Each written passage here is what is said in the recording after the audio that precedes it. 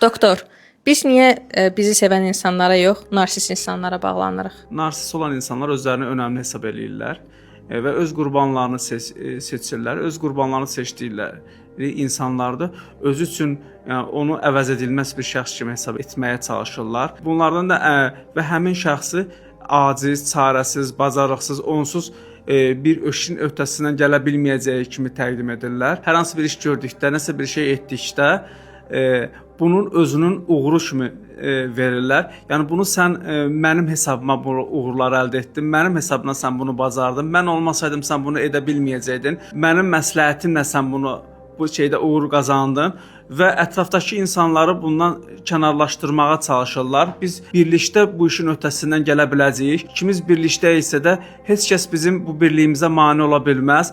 Heç kəs bizim bu gördüyümüz işləri poza bilməz. Olanlarla, sözlərlə öz qurbanını özündən asılı vəziyyətə salırlar və öz həmin şəxs də həmin qurban olmuş zaman keçdikcə elə təsəvvürünə gəlir ki, bu heç nəyə bacara bilməyəcək, heç nə edə bilmir. Bu bunun üçün çox önəmli bir şəxsdir və ondan öz narsisindən ayrıla bilmir.